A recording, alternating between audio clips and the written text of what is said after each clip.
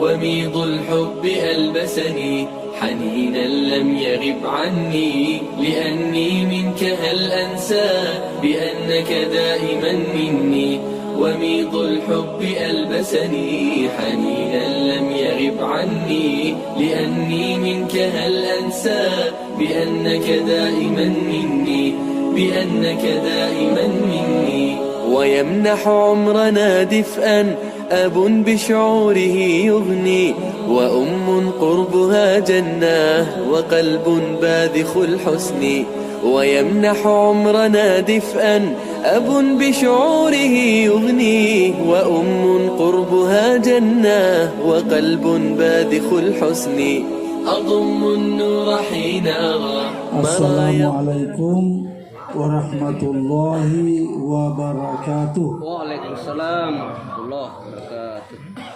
Innal hamdalillah nahmaduhu wa nasta'inuhu wa nastaghfiruh wa na'udzu billahi min syururi anfusina wa min sayyiati a'malina. Faman yahdihillahu fala mudhillalah wa may yudlil fala hadiyalah. Asyhadu an la ilaha illallah wahdahu la syarikalah wa asyhadu anna Muhammadan abduhu wa rasuluh. A'udzu billahi minasy syaithanir rajim. Wa'tasimu bihablillahi jami'a wa la tafarraqu. Ikhwani wa akhwati fillah, acara tahunan yang kita lakukan seperti ini tidak saja bernilai ketaatan kepada Allah dan Rasulnya yang kita jumpai dalam dalil-dalil pentingnya bersilaturahim, tapi ini juga bagian daripada ketaatan kepada ulil amri minkum. Maka pertemuan kita ini bernilai banyak.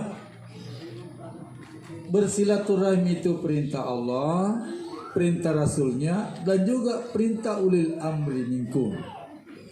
Ini yang membedakan pertemuan kita dengan pertemuan-pertemuan yang dilakukan oleh saudara-saudara kita yang lain.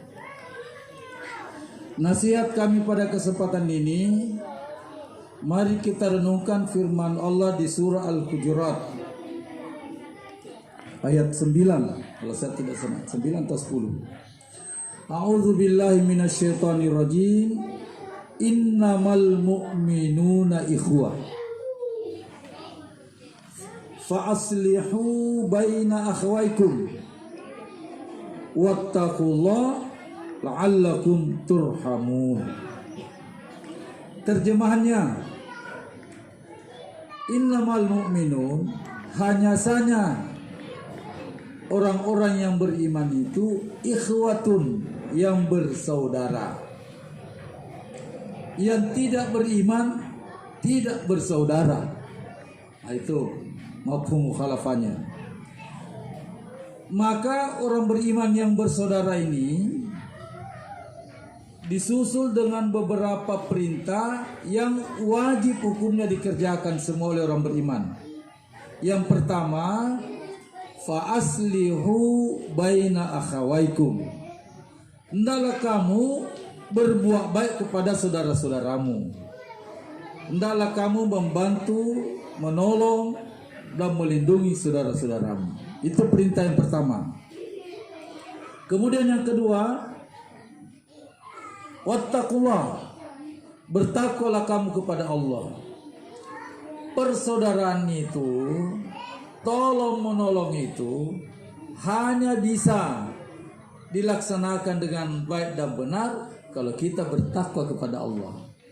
Maksudnya bertakwa kepada Allah, tuntunan kehidupan bersama yang ditunjukkan dalam Al-Quran dan Sunnah itu dibaca, dikaji sehingga kita bisa praktekkan, bukan sekedar kita ilmui.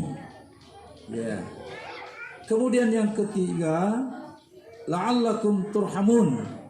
Orang-orang yang bersaudara ini dalam rangka menjaga persaudaraannya, dalam rangka memelihara persaudaraannya, latihlah diri berbuat, bekerja, menolong dan membantu dengan mengedepankan rahmat Allah.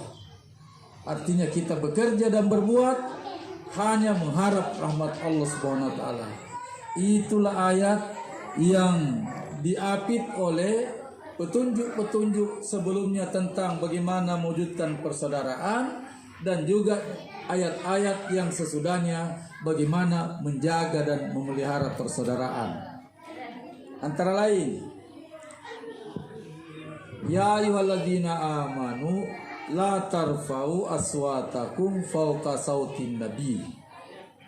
Wahai orang beriman, janganlah kamu meninggikan suaramu di atas suara Nabi. Pertanyaannya, bagaimana mengamalkan ayat itu di saat Nabi sudah tidak ada?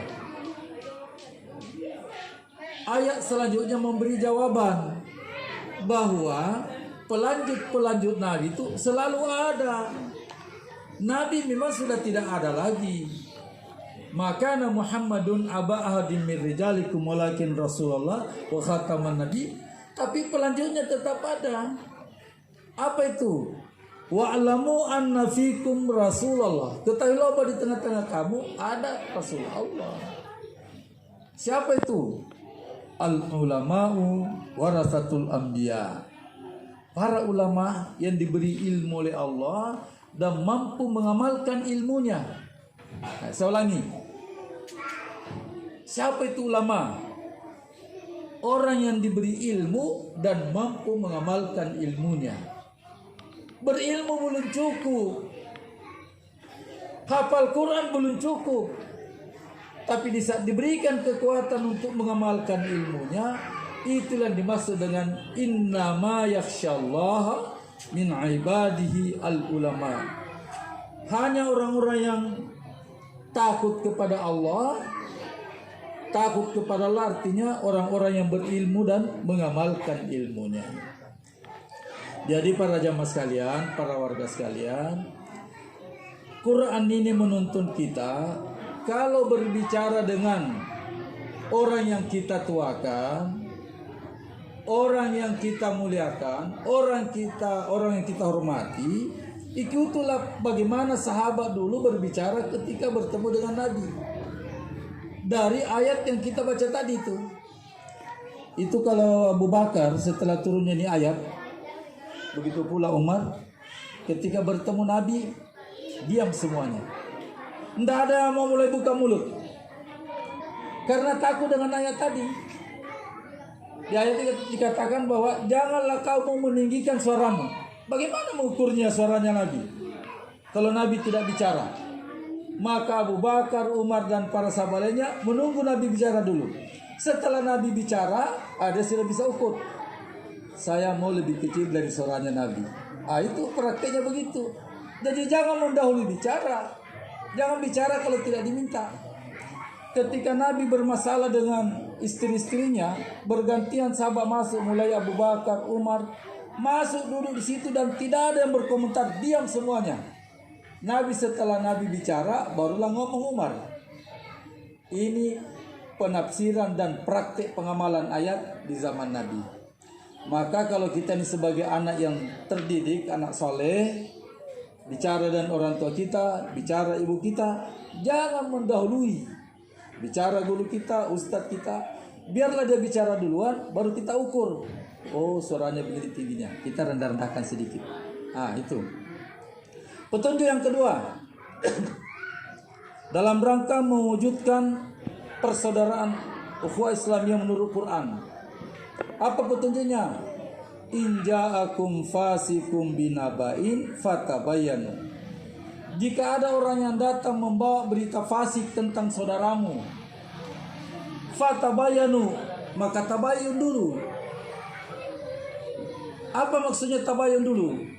Yang dimaksudkan tabayyun Kalau cerita itu bukan kamu yang dengar sendiri,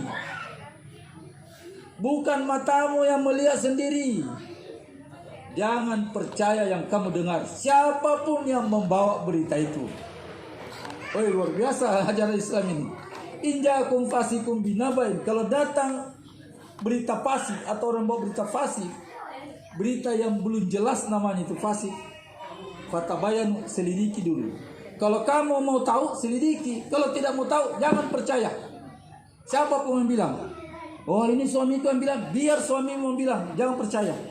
Suamimu bisa salah dengar, bisa salah lihat. Istrimu yang bawa berita, jangan percaya. Apalagi kalau hanya berita HP. Coba, Quran ini petunjuk dunia sampai kiamat nanti itu. Caranya mengatur supaya persoalan dijaga ini. Ada orang memberikan berita fasik tentang saudara kita, dan kamu yang bukan kamu dengar sendiri, jangan percaya. Itu yang dimaksud dengan fatabayyanu. Apa sebabnya? Antusibu qauman bijahalah fatusbihu ala ma fa'altum nadim.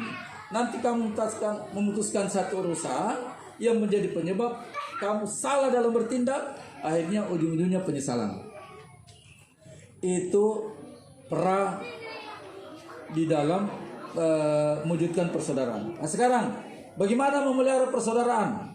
Tadi sudah terbentuk caranya membentuk persaudaraan, saling menghargai, saling menghormati, jangan terlalu mudah menerima berita-berita yang bisa merusakkan hubungan. Kemudian cara memeliharanya, baca ayat berikutnya. Apa itu? Ya ayyuhalladzina amanu la yashar qaumun min qaum. Orang beriman, janganlah satu kaum itu mengolok-olok kaum yang lain, menjelek-jelekkan kaum yang lain.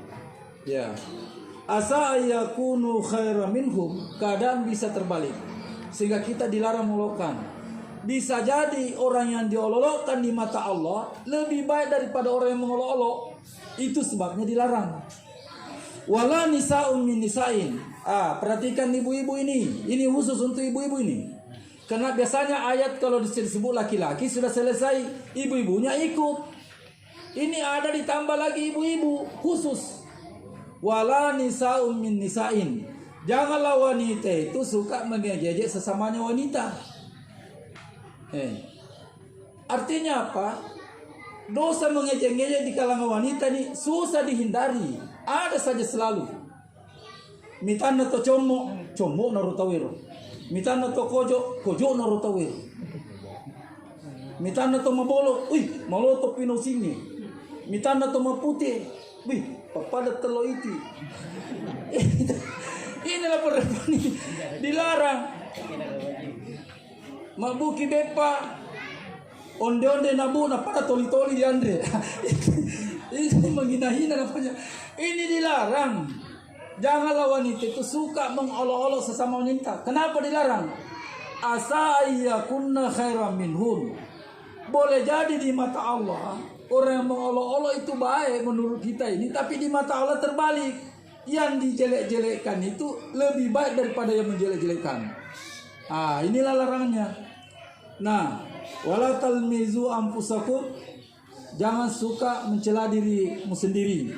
Adakah orang suka mencela diri sendiri? Tidak ada. Apa maksud ayat mencela diri sendiri?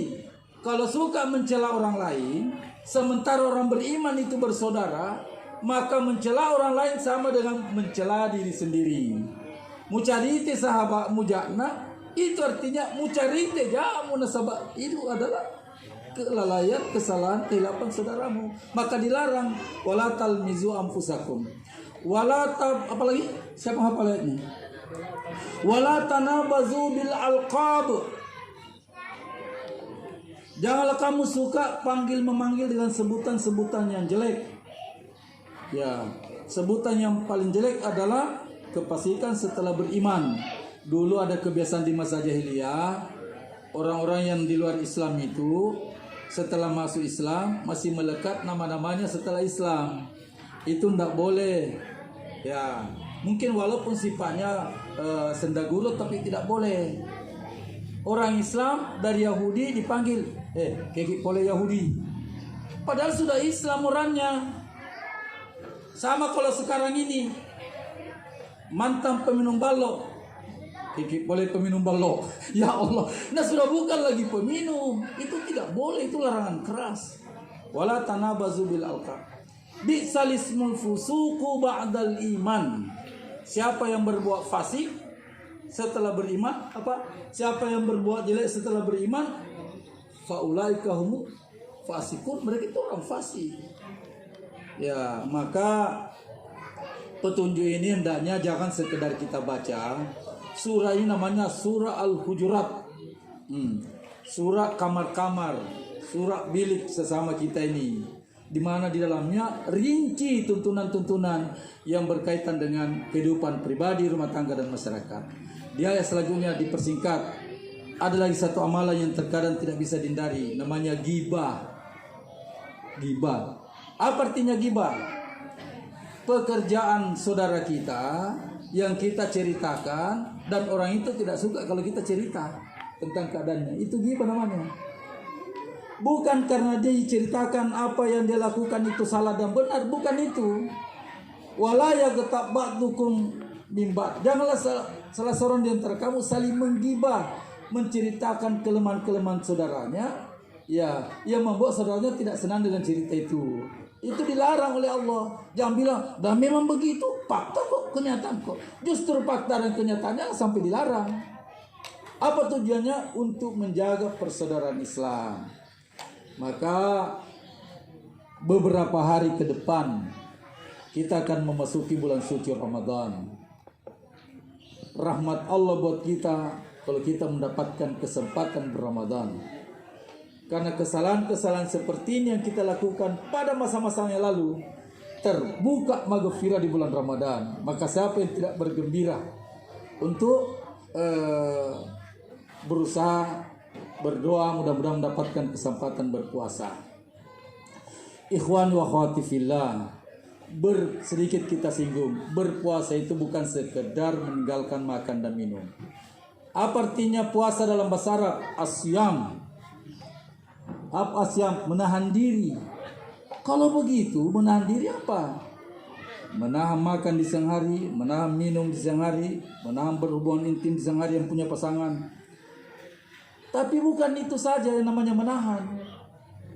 Karena Nabi menjelaskan, malam yada qaula zur. Siapa yang tidak meninggalkan pekerjaan-pekerjaan kotor, wal amalu bi, tetap melakukan pekerjaan-pekerjaan keji, falaisa lillahi hajatun ayada ta'ama wa syarabah. Allah tidak menerima puasanya orang yang Allah tidak butuh puasanya orang yang sekedar meninggalkan makan dan minum. Maka sekedar puasa meninggalkan makan dan minum, puasanya sah tapi tidak ada pahalanya.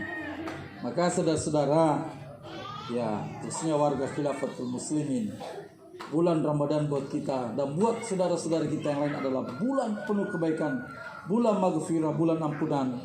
Mari kita manfaatkan dengan sebabnya. Dengan jalan bagaimana?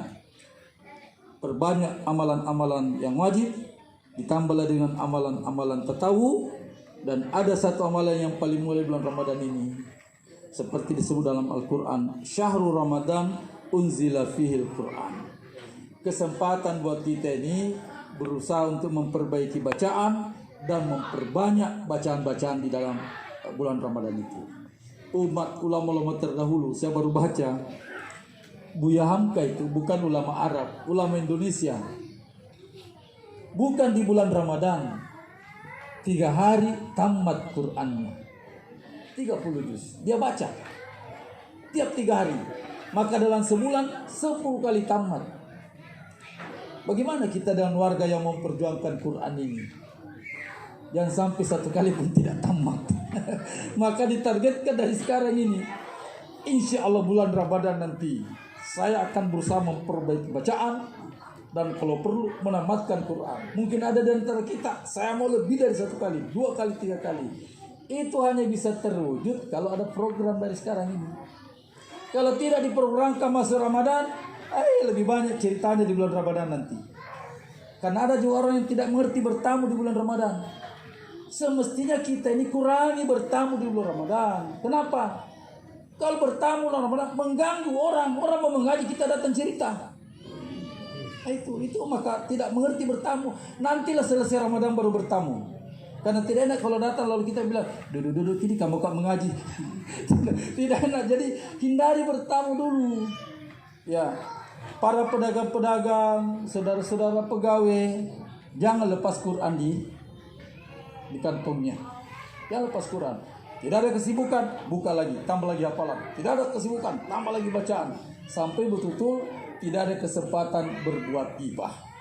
Ini yang perlu kita tekuni. Mudah-mudahan puasa kita nanti itu betul-betul tercapai apa yang menjadi tujuan ibadah puasa, la'allakum tattaqun. Jadi saudara-saudara sekalian, hari ini kita tadi diumumkan oleh panitia, kita sudah melewati beberapa rangkaian acara. Nanti ada acara tukar-tukar kado. Tukar kado ini jangan seperti sebagian orang yang tukar-tukar makanan itu. Sampai di rumahnya moro-moro, di sana ya dendre panteku buah kaju manu. Si sana ya bagi aku balerako. Dia muilas saudara. Kamu tidak ikhlas bersedekah. Kita ini bersedekah lillahi ta'ala. Insya Allah mudah-mudahan nanti yang terima kado saya itu, ya, karena kado saya mungkin beda dengan yang lain.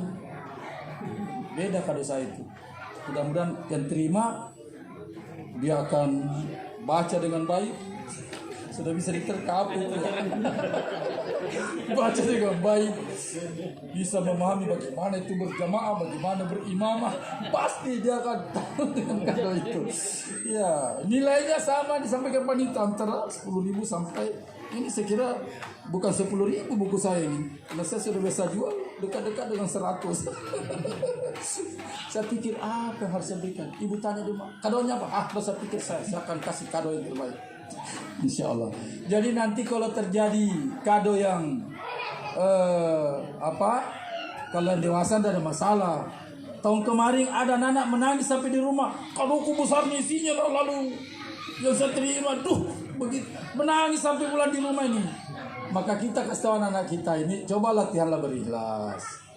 Apapun yang kita terima pada acara pertukaran ini, itulah yang diridhai Allah buat kita. Sehingga kita tenang. Karena kita memang mau bersedekah. Mau bukan tukar tambah lalu bicara untung rugi. Bukan di situ itu. Kita ini mau mengakrabkan satu sama lain. Kalau terjadi kelebihan satu sama lain, alhamdulillah. Mudah-mudahan yang terima kado saya nanti, yang saya dapat lebih banyak daripada saya beri.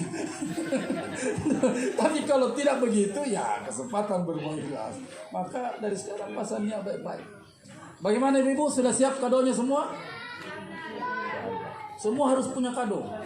Kalau tidak punya kado, yang bawa duit itu yang bantu yang tidak punya.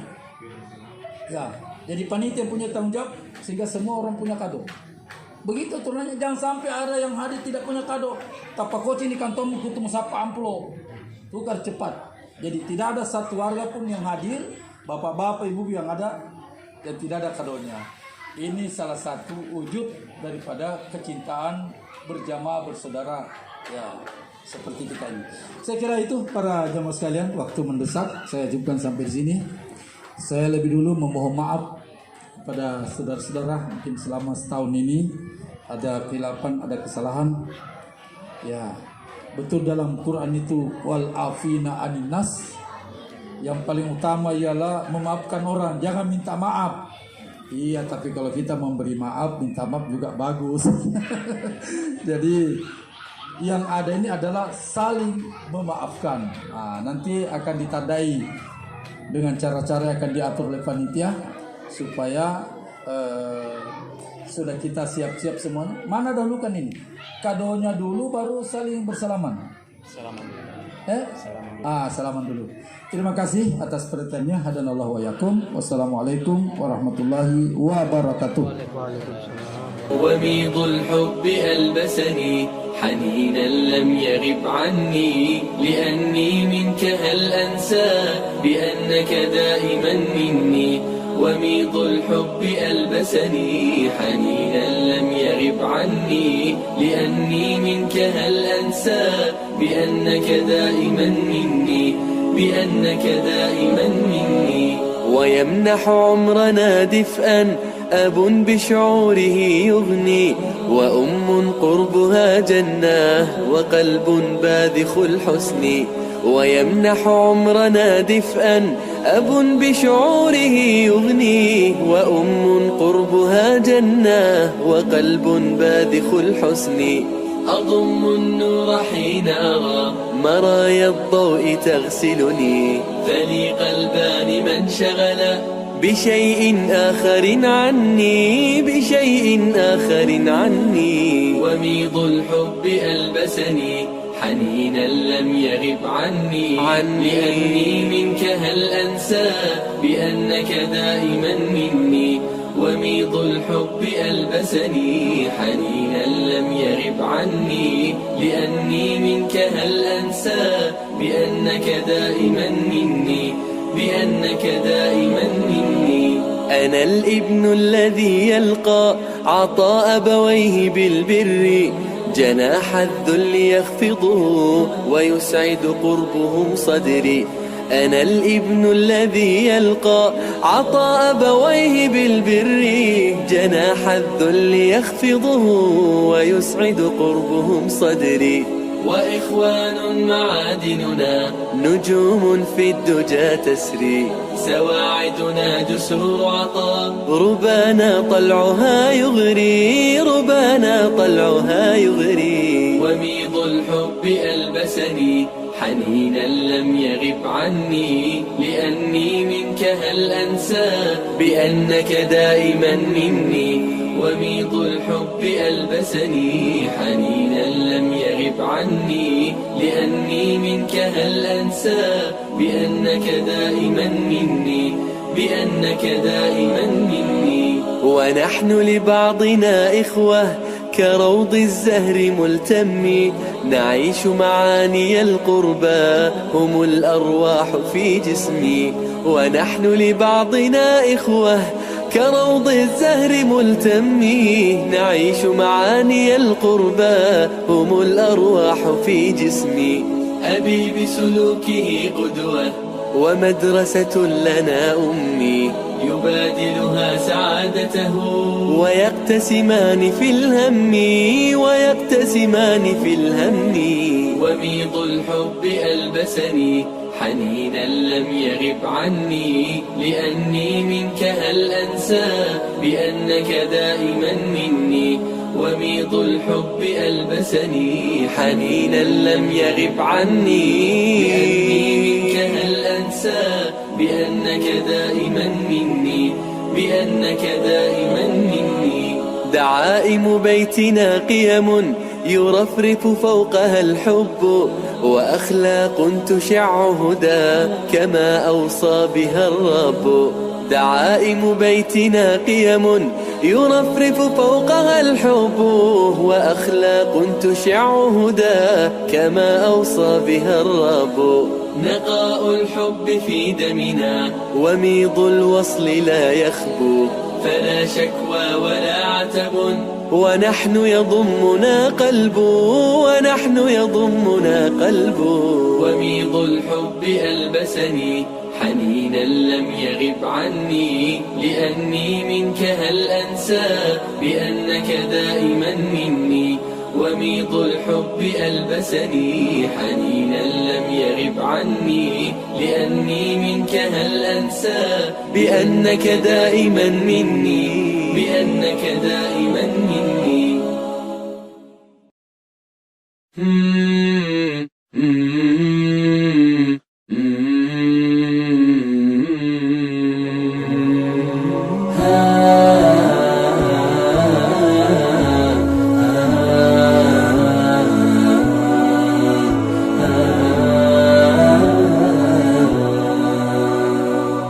حن قلبي للمدينة لرسول الله فاقتفى القلب حنينا طالبا لقياه